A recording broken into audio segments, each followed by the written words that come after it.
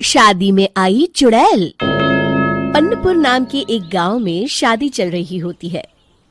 वाह, मजा आ गया फूफा जी। शादी में क्या खाना बना है, बाराती तो उंगलियां चाटते रह जाएंगे। हाँ, तुमने सही कहा, पनीर की सब्जी का तो कोई जवाब ही नहीं। दूसरी तरफ पंडित जी फेरों की तैयारी कर रहे होते हैं कि तभी वहाँ एक चुड़ैल आ जाती है। अरे मर गया रे, ये चुड़ैल यहाँ क्या कर रही है? अरे दिवाकर जी, ये आपकी कौन सी रिश्तेदार है?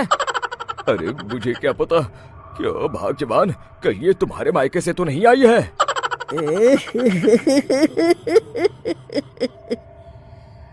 तुम लोगों की इस गांव में बारात लाने की हिम्मत कैसे हुई?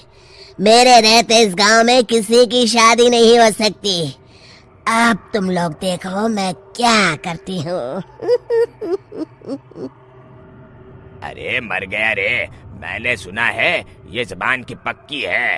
भागो रे भागो, वरना ये चुड़ैल किसी को नहीं छोड़ेगी।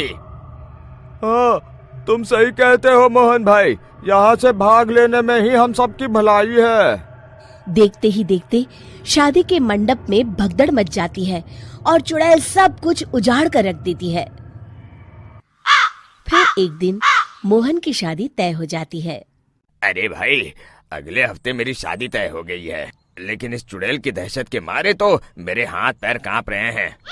अरे मोहन, तुम्हारा दिमाग तो खराब नहीं हो गया? तुम अपने साथ साथ हम सब गांव वालों को भी बलि का बकरा बनाना चाहते हो? उस चुड़ैल के रहते तुमने अपनी शादी के बारे में सोच भी कैसे लिया? देखो गोपाल, डर तो मुझे भी लग रहा है, लेकिन उस चुड़ैल के डर से मैं जिंदगी भर कुंवारा तो नहीं रह सकता। तभी वहाँ मोहन के होने वाले ससुर आ जाते हैं। अरे ससुर जी, आप? देखो, अब तक मैं तुम्हारा ससुर बना नहीं हूँ और शायद बनूंगा भी नहीं। ये आप क्या कह रहे हैं?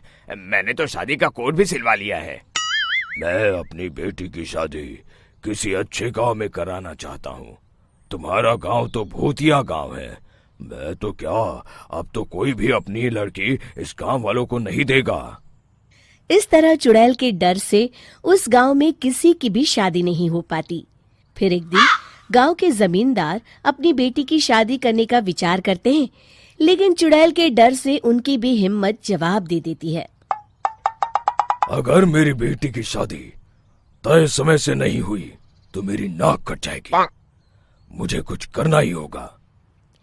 एक सलाहकार के